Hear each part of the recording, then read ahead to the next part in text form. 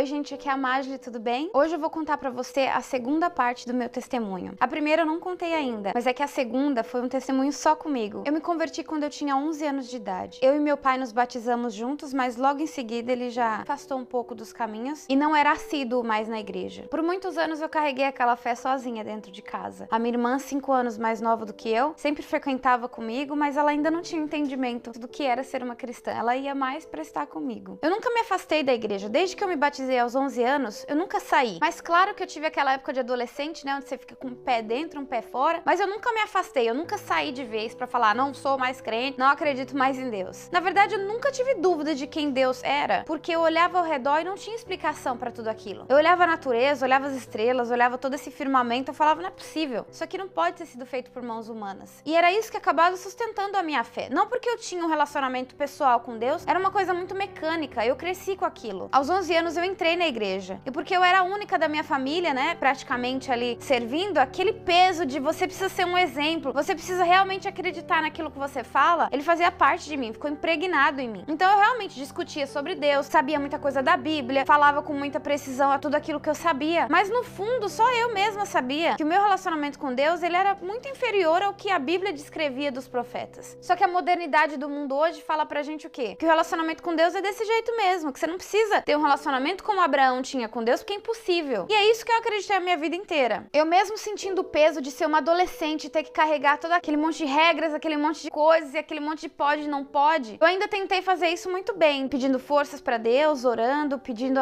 o auxílio dos irmãos da igreja pra orar pela minha família. E graças a Deus hoje a minha família inteira tá aos pés do Senhor. Então eu vou entrar no meu testemunho agora. Você não sabe que tá nas trevas até que você veja a luz. E assim que você vê a luz, realmente você reconhece que você estava andando em trevas. Foi exatamente o que eu senti na minha vida depois que eu tive um encontro com Jesus. Eu não tinha ideia que eu andava em trevas, até que a luz dele brilhou no meu rosto e eu não pude mais admitir que eu andava na luz anteriormente. Eu tive que reconhecer que aquilo que eu andava era um fiasco de luz, aquilo não era luz. Eu fui pro trabalho num dia comum, estava chovendo aquele dia, eu lembro como se fosse hoje, e eu tenho o costume de ouvir muita coisa enquanto eu tô trabalhando, é um costume super diferente. Se eu tenho alguma tarefa para me concentrar, alguma coisa lógica, um cálculo para fazer, alguma coisa bem difícil, eu preciso colocar um diálogo, pessoas conversando ou uma pregação para eu poder me concentrar. Então aquele dia eu tinha uma planilha do Excel bem complexa para poder fazer. Eu me lembro hoje eu colocando assim testemunhos na internet e apareceu o testemunho de um pastor chamado Fernando Iglesias. E aí logo no primeiro vídeo ele começa o vídeo dizendo assim: eu sou pastor por mais de 20 anos, só que durante 20 anos da minha vida eu não tinha conhecido Jesus de verdade. Ele disse que participou de um programa de televisão onde ele desvendava os mistérios da Terra. E aí começou a estudar a teoria do Big Bang, estudou vários ateus. E aí ele disse que depois que ele terminou esse programa de TV, que passou o tempo de contrato dele, ele olhou pra cima e falou assim: mas peraí, tem 50% de chance de Deus existir e os outros 50% dele não existir. O único fator que faz Deus existir é a fé. É a fé que faz você acreditar que ele existe. Ele tinha medo de alguém estar doente, ele ter que fazer uma oração, que ele não sabia se Deus ia responder a oração dele. E ele começou a ver que a fé dele era muito fraca e que ele não tinha conhecido a Deus nesses 20 anos de ministério. O meu primeiro instinto foi pensar: nossa, mas que cara tonto. Depois de 20 anos não sabia. Aí eu comecei a fazer os cálculos, quantos anos tinha que eu estava na igreja. Peraí, mas de 20 anos que ele tem, eu tenho quase 15. E eu também não sei o que eu tô fazendo. E aí uma luta dentro de mim foi travada. Porque uma parte de mim dizia o seguinte: sabe aqueles milagres mágicos que você acompanhou a tua vida inteira? Aquilo ali não era milagre, aquilo era uma coincidência. O outro lado falava: não, mas peraí, mas lembra quando você orou e Deus respondeu? Aí eu fiquei naquela briga interna que eu nunca imaginei passar por aquilo. Aí eu peguei, tirei o fone do ouvido, fiquei meio assim perturbada. O dia terminou, eu voltei pra casa indignada, frustrada, peso no meu coração tão grande que eu não sabia nem explicar. Eu voltei pro trabalho no outro dia sem conseguir dormir a noite inteira. Falei: gente, mas não é possível, não é possível. Eu tô acreditando nisso tem 13 anos. Como assim? Será que é verdade? Será que não é? Gente, eu só sei que eu vivi os dias de angústia mais tristes da minha vida aqueles 3 dias. Foram 3 dias, gente, que eu voltava pro trabalho, colocava o meu fone de ouvido e colocava a mesma pregação pra tocar por várias vezes durante o dia. Eu não conseguia acreditar que eu tava vivendo o mesmo drama que aquele pastor. Depois de 13 anos dedicando a minha vida, cantando em coral, indo pra igreja todos os dias que tinha culto, sendo diretora de ministérios, participando de tudo, levando cesta básica pra gente que não tinha condições. Eu não acredito. Gente, era uma angústia tão grande que eu tinha no meu coração que eu juro pra vocês, eu queria morrer pra tirar aquela frustração do meu coração. Era um sentimento tão horrível que parecia que o meu coração tava murchando de pensar que eu tentei influenciar tantas pessoas por uma coisa que não era verdade. Eu tentei influenciar pessoas, eu já entrei em discussões sobre a Bíblia, eu falei de Jesus para meus amigos da faculdade, eu li a Bíblia para as pessoas. E eu comecei a pensar que tudo aquilo era uma palhaçada, que tudo aquilo que eu passei era uma babaquice. E foi o sentimento mais triste que eu já vivi até hoje. Eu voltei pro banheiro aquela tarde e eu chorei por 3 horas sem parar. Porque eu não estava acreditando que os meus pais tinham se convertido através do testemunho meu e da minha irmã, que a minha família estava servindo a um Deus que eu nem sabia se existia. Desde novinha eu sempre fui crente, sempre fui na igreja. Eu acho que aquilo falou muito mais alto, porque estava impregnado em mim já. Ser crente era a única coisa que eu sabia ser. Eu não sabia ser mais nada na vida, porque eu quase nasci dentro de uma igreja. E por respeito àquilo que fazia parte de mim, eu dei uma única chance pra mim. Eu pesquisei na internet testemunho, gente que não acreditava mais em Deus. E teve um livro que eu vi, que tinha muitos reviews, depoimentos, que era um livro muito bom pra gente poder conhecer realmente quem era Jesus. E o livro chamava Conhecer Jesus é Tudo. E eu peguei e baixei esse livro no meu telefone, peguei e fui lendo esse livro. E aí eu lembro que eu tava no trem, voltando pra casa, o trem tava vazio, não tinha quase ninguém, era um dia bem chuvoso mesmo. O primeiro capítulo era um testemunho desse pastor que ele foi pra Amazônia e lá ele se perdeu. E no que ele se perdeu, ele caiu dentro de um buraco. E aí ele reconheceu que a vida ministerial dele, que já durava 3 anos também, era um completo vazio. Ele pregava de alguém que ele não conhecia. Ele falava de alguém que ele não sabia quem era. Naquela hora eu fechei o aplicativo com tanta raiva quando eu li aquilo. Falei, mas que... Em inglês eu falei, bullshit. Que mentira. Que mentira é essa? Eu fiquei com tanta raiva. Eu falei, que mentira. Esse pastor é inventando essa história pra poder convencer a gente de uma mentira dessa. Eu tava tão perturbada, tão chateada e frustrada aquele dia, que eu fechei os meus olhos com raiva. E eu falei assim, ó, Senhor, se tem alguém aí nesse céu, se realmente existe alguém aí em cima, então me mostra. Gente, eu sabia a Bíblia quase toda de cós salteado. Eu falei, a Bíblia diz provar e vede, então eu quero ver. Eu quero te provar então, Senhor. Então se o Senhor existe de verdade, está aí no céu, me mostra. Por que o Senhor mostrou pra tanta gente, pra mim nunca aconteceu nada, eu nunca soube quem era o Senhor. Não, eu sabia que Deus nunca tinha se apresentado pra mim porque eu nunca quis. Eu nunca busquei ele pra pedir pra ele realmente fazer parte da minha vida. A minha ignorância achava que Deus que não tinha vontade de se apresentar pra mim. A minha ignorância me cegou pra eu ser egoísta de dizer, Senhor, se tem alguém no céu, se eu não sou uma palhaça aqui falando sozinho, então se apresenta. Deus, na sua infinita bondade, me fez imaginar uma cena. Fechei os meus olhos e eu não fui levada à visão, eu não fui tirada daquele lugar ali, eu estava ali naquele lugar, eu não fui tirada dali. Fechei os olhos e na minha imaginação veio um campo enorme.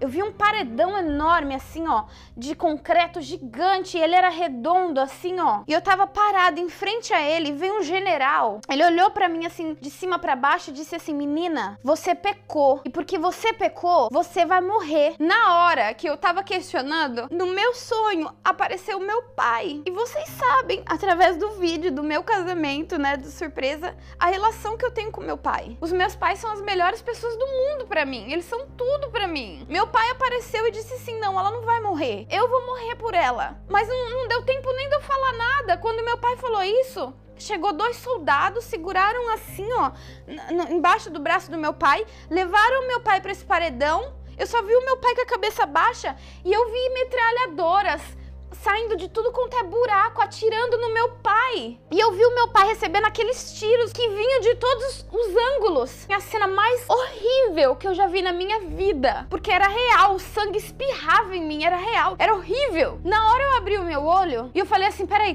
tô sonhando? O que tá acontecendo? A cena começou a ficar tão real na minha cabeça que pra mim eu já não tava mais no trem, eu tava lá. Quando eu abri o olho, falei, gente do céu, que susto que eu levei. Só que o que acontece com o ser humano? Eu quis fechar o meu olho pra ver o que tinha acontecido. Quando eu fechei os meus olhos, eu vi aquela cena clássica do Getsemane. Aquela rua toda quadriculadinha, assim, de paralelepípedo, aquelas ruazinhas estreitas, aquele povo com aquelas roupas de antigamente, tudo com a pedra na mão, Jesus ali no meio com aquela cruz pesadíssima carregando ela. E eu assim, a mais ou menos uns 10 metros de distância, só observando. E aquele sentimento assim de, no meu coração veio, coitadinho de Jesus. Jesus, né? Porque essa cena já tá tão martelada. Todo Natal, toda a Páscoa, a gente vê a mesma cena. Toda vez a mesma coisa. Aquela cena já era muito comum pra mim. E aí eu peguei, né? Tô andando assim. Quando eu cheguei perto, eu tava chegando perto. Quando eu fui chegando um pouco perto, que eu vi as costas de Jesus no chão, que ele já tava todo chicoteado, pisado, sujo de sangue, aquela cuequinha branca encardida. Aquela cena já não me comovia mais. Quando eu fui me aproximando de Jesus, que eu olhei aquelas costas, eu falei assim, nossa, as costas aqui parecem tão familiar. Essa cabeça aí é muito parecida com a cabeça de alguém que eu conheço. E eu fui cercando essa pessoa. Quando eu olhei pra aquela pessoa no chão, não era Jesus que tava ali. Não era Jesus. Era o meu pai. Era o meu pai que tava ali no chão. E na hora, me veio um peso tão grande. Porque eu sabia onde ele ia parar. Eu sabia exatamente onde aquela cena ia acabar. Eu sabia que ele ia estar ali arrastando aquela cruz. Depois iam colocar ele pendurado num madeiro. Iam furar pregos nas mãos e nos pés dele. Iam perfurar ele, iam dar vinagre pra ele tomar. Iam zombar dele, iam colocar uma coroa de espinhos na cabeça dele. Gente, naquela hora eu falei assim... Com Jesus pode, mas com meu pai não. Porque o meu pai nunca fez nada pra vocês. E eu comecei a tentar impedir o povo do lado com as pedras. Eu, por favor, não joga. É a pessoa errada, não é Jesus, é meu pai. E eu comecei a pedir para as pessoas pararem. E comecei a arrancar as minhas roupas pra poder limpar as costas do meu pai, que tava toda ensanguentada, cheia de mosca. Tinha mosca. Nessa hora o meu pai virou pra mim, segurou na minha mão e depois apoiou a mão no meu queixo, do jeito que ele sempre faz pra falar comigo. Falou assim, filha, você não precisa chorar. Eu preciso fazer isso pra que você viva. Eu tô fazendo isso porque eu te amo. E pra que você viva, eu preciso morrer. E ele sorriu, gente. E os dentes dele estavam tudo quebrado. E a boca dele tava toda ensanguentada. Naquela hora... veio uma voz no meu ouvido, ensurdecedora, e ela disse, você não merece, você não merece, você não merece. E ela foi ficando mais alta, mais alta, mais alta, a ponto de eu ouvir só assim, ó, no meu ouvido. E eu comecei a colocar minha mão no meu ouvido e levantar no trem desesperada, gritando não, não, não, porque a voz estava me ensurdecendo. E eu comecei a sentir nojo de mim. Aquela voz mostrava pra mim que eu não merecia. E eu comecei a me sentir suja. Eu comecei a ter ódio de mim por quem eu era. Eu comecei a olhar pro meu corpo e o meu corpo inteiro estava escuro. Inteiro. As minhas mãos estavam manchadas. Os meus pés, as minhas pernas, eu tava toda manchada. Existia culpa em cada artéria do meu corpo. Eu comecei a ver que eu não tinha direito a nada. Eu era realmente culpada. E eu comecei a perceber que Deus usou a figura do meu pai para poder ser real na minha vida, para eu poder entender a dimensão do amor. Porque até então eu não conseguia assimilar Deus a amor real, a amor de pai, porque ele nunca foi o meu pai até aquele dia. Ele era Deus, mas ele não era meu pai. E quando ele se fez na figura do meu pai, eu entendi o tamanho do amor dele por mim, eu entendi a dimensão desse amor. Quando eu levantei no trem desesperada, a única coisa que eu conseguia fazer era ligar pro meu marido. Eu liguei pra ele e disse, pelo amor de Deus, vem me buscar na próxima estação. Falei o nome da estação e eu fiquei desesperada, aquela voz me enfraqueceu. E ela gritava no meu ouvido, era horrível. Meu marido chegou àquela hora, ele perguntou se alguém tinha feito alguma coisa comigo dentro do trem, porque eu cheguei transtornada dentro do carro. Transtornada. A única coisa que eu queria era um lugar que eu pudesse gritar muito alto.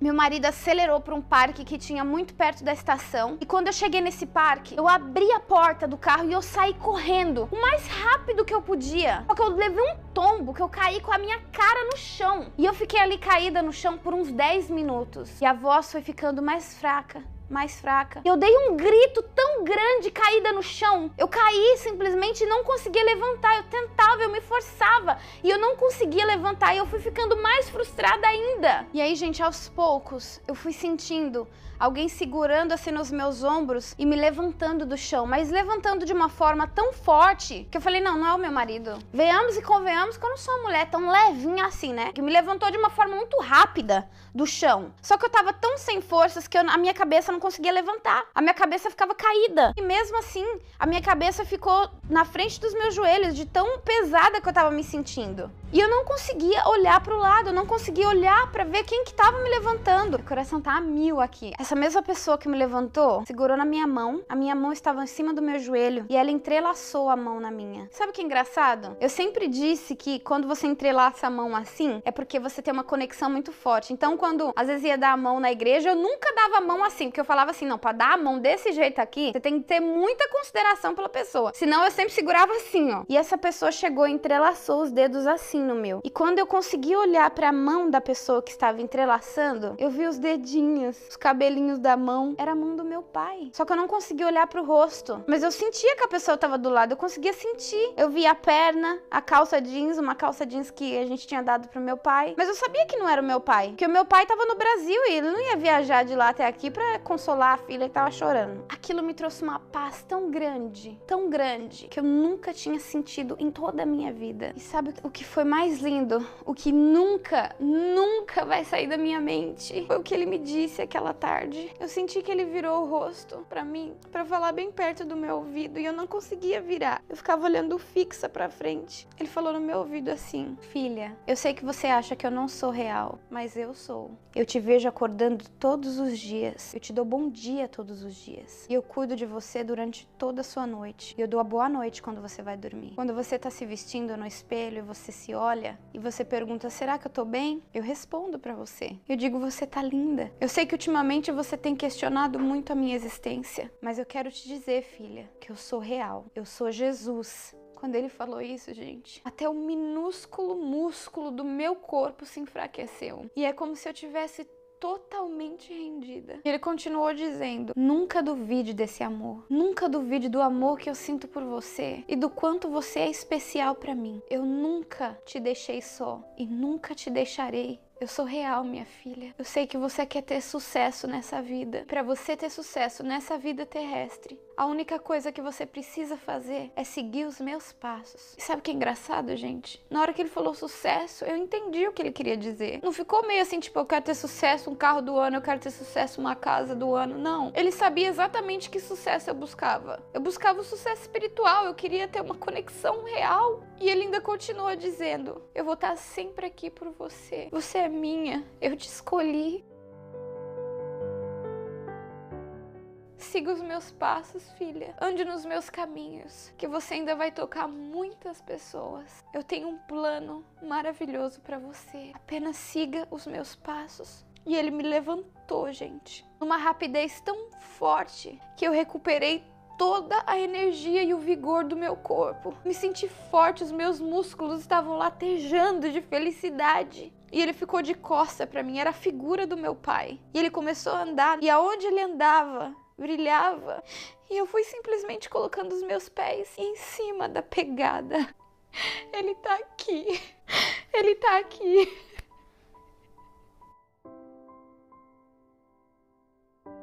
Quando eu cheguei no carro, que eu abri a porta pra entrar, ele me disse assim, você não vai abrir a porta pra mim? Eu quero ir junto com você. Eu abri a porta do passageiro e ele entrou comigo dentro do carro. E desde aquele dia, ele vem sendo o meu melhor amigo. Eu dou bom dia pra ele todos os dias, eu dou boa noite pra ele todas as noites, e ele é real. Ele segura na minha mão, ele me diz o que fazer, ele me mostra o caminho, só que eu sou falha. Por muitas vezes eu deixo ele de lado. 3 dias depois daquele acontecimento, a minha única avó faleceu. Na hora que a minha irmã me deu a notícia, sabe quando o seu coração começa a se encher de tristeza pra chorar e a lágrima vem até aqui? Ele falou de novo pra mim, por que choras? Foi eu que levei a tua avó pra descansar, você não precisa chorar. A lágrima voltou pra dentro do meu olho e não saiu. Eu fiquei triste, é claro, é uma perda. Mas Jesus disse pra mim que ele levou ela pra descansar. Quando eu tava a poucos metros de entrar dentro do avião, aquela angústia começou a tomar conta de mim de novo, porque é um voo longuíssimo e eu estaria indo pro velório da minha avó. Sabe o que ele me disse de novo? Eu entro aonde nenhum outro consegue entrar. Eu vou estar lá sentado junto com você. E ele foi o voo inteiro. E ele nunca mais me deixou. Nunca mais. Eu sei que você tem vivido momentos difíceis na sua vida. Eu sei que você tem passado por tribulações que você nem imaginava. Algumas físicas, algumas espirituais, algumas financeiras. Eu não tenho ideia do que você passa. Mas esse Jesus que tá aqui do meu lado agora, ele também está aí com você. e ele é real, ele é de verdade, ele te vê, ele te ouve, ele conversa com você. Não deixe que as dificuldades da tua vida deixem Jesus pequeno diante de você. Ele tá aqui do meu lado, mas ele é o mesmo que fez o povo de Israel vencer várias guerras. Ele é o mesmo que abriu o Mar Vermelho, ele é o mesmo que morreu na cruz por você, para que você hoje tivesse vida, para que você hoje vivesse confortável e feliz. Hoje eu não tô nem aí se no céu vai ter mansões ou se no céu vai ter favelas.